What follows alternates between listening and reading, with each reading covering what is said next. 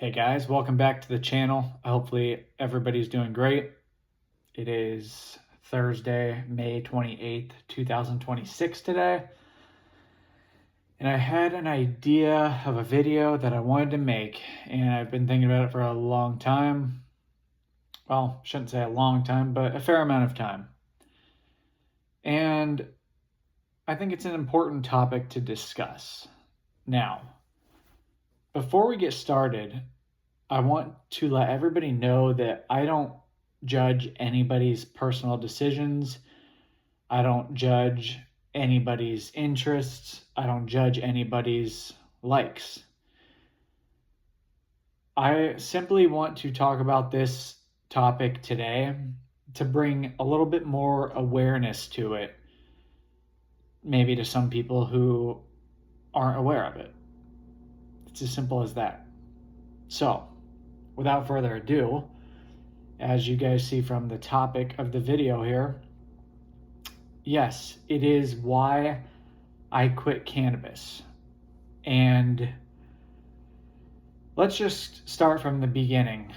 I'm a person who likes everything in abundance, meaning if I'm going to have candy or if I'm going to have ice cream, I want a lot of candy and I want a lot of ice cream. If I'm going to have an alcoholic beverage, I'm going to have not just one, but many alcoholic beverages. Side note, I don't drink any alcoholic beverages. Just using that as an example. If I spend money, I like to spend a lot of money. If I go fishing, I like to go fishing every day for a week. If I go to the gym, I like to go sometimes twice a day, as many days as I can. I think your understanding of what type of a person I am is a little bit more clear to you now. So when it came to being introduced to cannabis when I was probably like 14 years old in high school, I think that's a pretty normal age, unfortunately, for young people to be introduced to substances. However, I remember the people who I was with. I remember where we were at, and it was some very close friends of mine. And I remember after the first couple hits of that marijuana, the cannabis, I remember saying to the guys I was with, all right, guys, let's do some more. We got to do more. Like, this is great, but we need more. We got to do more. Let's do more. Mind you, at the time, being around that age, 14, and the guys who I was with were probably about the same age, they were fried. We were all fried. Like, of course, when you're early on to something like this, it doesn't take much.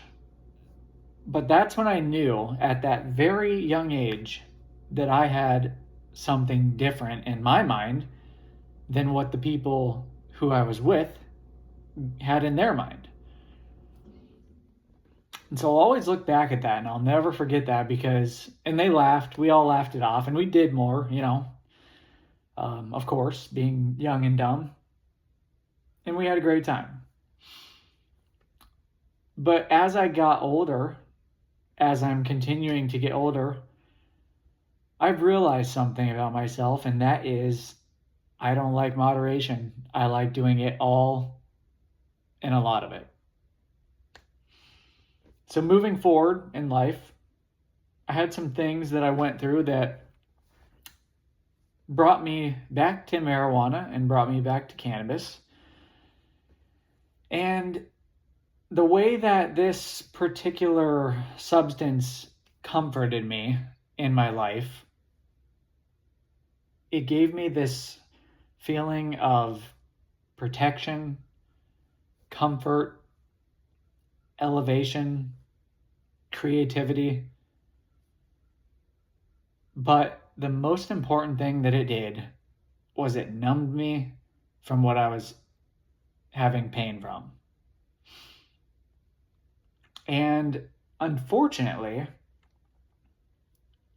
we live in a day and age where, let's say, substances like marijuana, we can use other things, for example, sugar, alcohol, anything like that, doesn't really look too bad at the surface. And maybe it's not for some people. But in my experience, from what I've seen, I think a lot of people are using cannabis and marijuana to numb the pain. And we like to use an excuse of, oh no, it helps me handle stress, or it helps me sleep, or it helps my anxiety go away. And let me just tell you, I was no smoke a joint at night kind of guy. Like when I use marijuana, I use it all day, every day for months on end. That's just the reality. That's how I like to do it. I'm not somebody who can just say, oh yeah, it's going to be Saturday night, Friday night with the boys. Let's go do this. Nope. If I do that, I have to do it again Sunday night. I have to do it again Monday night. And then from there, it turns into Tuesday morning, Tuesday afternoon, Tuesday night, Wednesday morning, Wednesday afternoon, Wednesday night, Wednesday late night, Wednesday middle of the night, and so on and so forth. And it goes in this cycle for me where it's okay for some time, and I can handle it totally fine.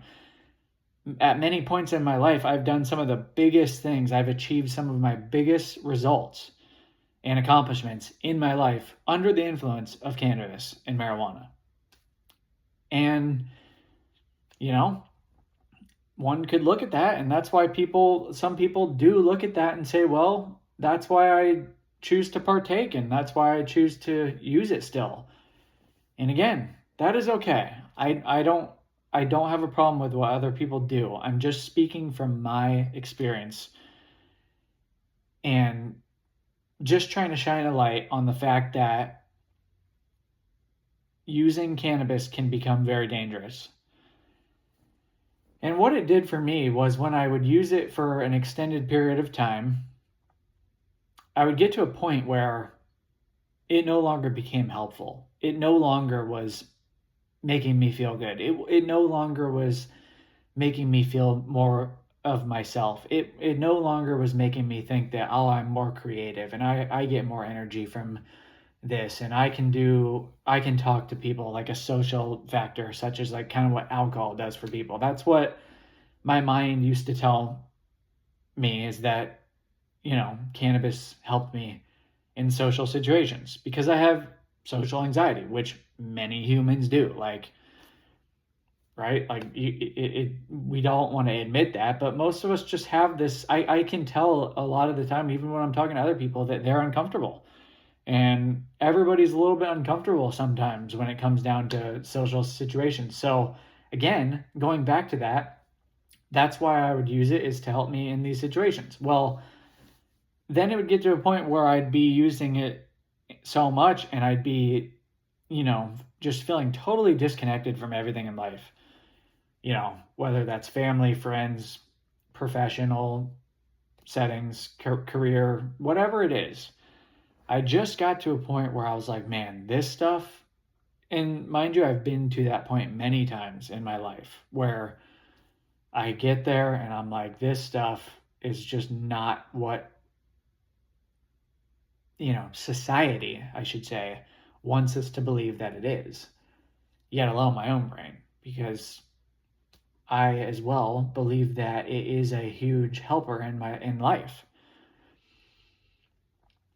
So going through my 20s, I'm 30 now. Going through my 20s, I had a lot of periods in that time where I was using consistently on a daily basis. And, it did help me. It did help me get through a lot of things that maybe I wouldn't have gotten through as good without it.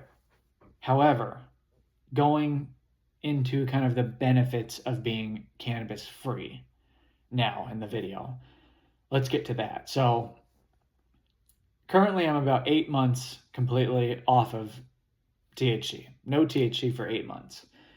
And I've done this many times. I've went 10 months. I don't think I've went quite a year yet, but this time I will. Let's just say that.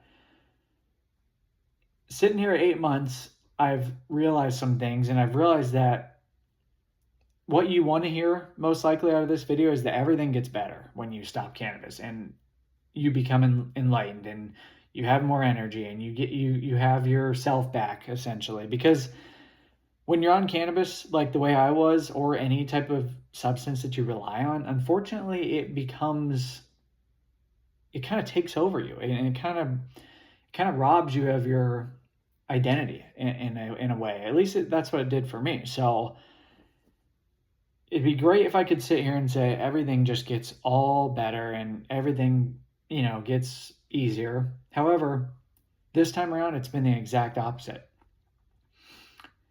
It has been incredibly hard to regulate emotions as of late, especially in the past few months.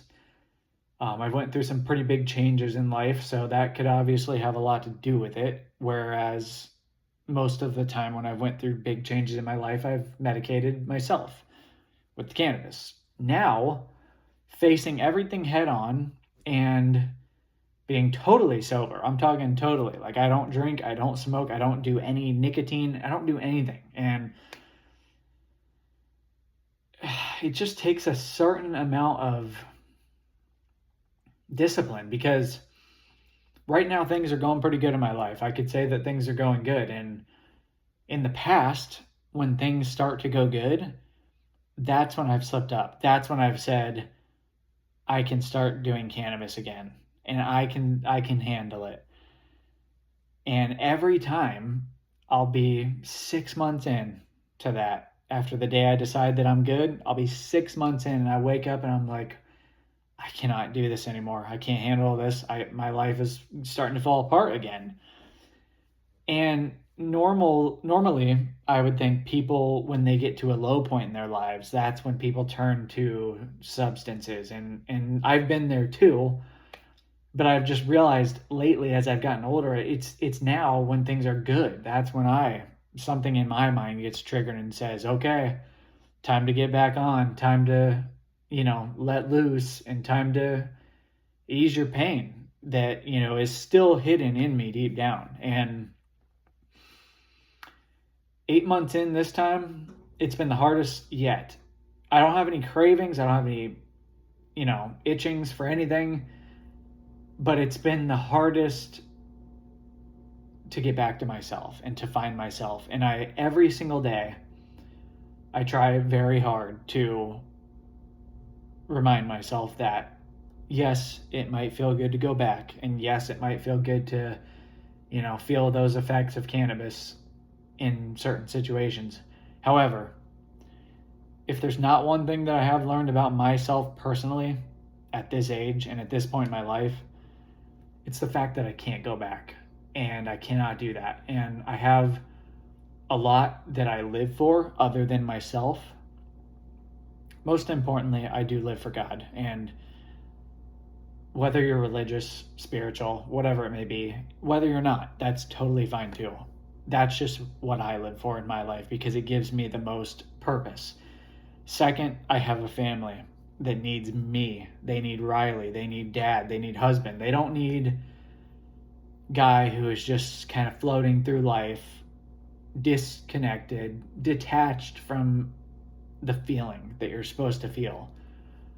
And that is pain. That is happiness. That is joy. That is stress. That is anxiety.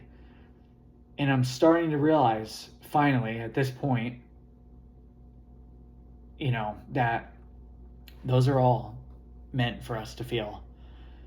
And so I know this is kind of dragged on a little bit, but I just want to try to encourage somebody today that if you, deep down, if you have any type of addiction, any type of hang up, anything that's making you feel like, I need to stop this because it's holding me back from my true self, my true potential, what the universe and God has in store for you. You have to get to a point where you say, I'm going to do this and I'm going to give it my best shot, because you could fail and you probably will fail. And I've failed many times, especially with the cannabis. But I wouldn't have learned how to be this disciplined this time around without all those times failing. Right? Like that's what life is. We have to fail in order to learn. And I think that I truly believe, it's hard to see it right now because I'm stressed. I'll be honest. I'm stressed in my life right now. I have a lot of pressure, but I think that this is the best way to do it. For me, personally, at least. And I could actually say, most likely for a lot of people, that being sober and being sober-minded and clear-minded without something that is, in your brain or in your blood that is having an effect on your decisions, your thought process, your emotions. It's a big one for me, right? Like, I'm actually a pretty emotional person. And that stuff, believe it or not, the cannabis would make my anxiety way worse when you're being told at the dispensary or at the doctor or whoever gets it for you. Oh yeah, this one will do it for you. No anxiety. Well, that's not true, because anytime I would do it, I'd have more anxiety. I'd be more in my head. I'd be double thinking more than I normally would. Oh, it'll help you sleep. Well, got to a point where, yeah, it was helping me sleep, but I never dreamed. I never would even have a dream. I'd be sleeping all night and wake up the next day feeling blank, feeling dead, feeling just exhausted. That doesn't seem like a healthy sleep, especially when you don't dream. Like, dreams are kind of, I feel like, a way to kind of get experience to other, dimensions per se. Like, again, being a believer in God, I believe that God can speak to you through dreams, like, very clearly in certain ways. But that's a different story. I don't mean to get too deep here. All I'm trying to say is that for me, it got to a point where it actually was making everything way worse. And everything that I've ever done in my life where I try to use something to numb the pain, I did antidepressants when I was in high school, and going into college too. That stuff was horrible. That stuff was terrible. And again, I'm not judging other people who do these. Like, some people truly need medication like that. But for me, it made everything worse. When I became a, heavy drinker early on in my life, that made everything in my life worse. Like, I was a bad person. And that's just what that comes down to on alcohol. Like, it brought out the worst in me. So thankfully, 6 years ago, I was able to kick that habit, and that will be forever done. Like, that, I'll never even consider drinking alcohol again. And now the most recent one to combat and to get rid of out of life was cannabis. And now, where I'm at in life, I can truly say that I'm not going to go back, because there's too much to risk. There's too much. And I truly believe every time when I did choose to go back, I think, I'm not even kidding here, I truly believe that each time I was about to experience a huge breakthrough right before I chose, let's go back to this way of life, this cannabis life. And I now feel deep down in me that is what's about to happen in my life. I feel a big breakthrough coming. I've been praying for it. And I've been living a life that, truly enables a breakthrough to happen, per se. So we're going on 20 minutes here. I don't want to drag it out too much. I just kind of wanted to share my experience with cannabis. And if it can help somebody, that's awesome. I hope it does.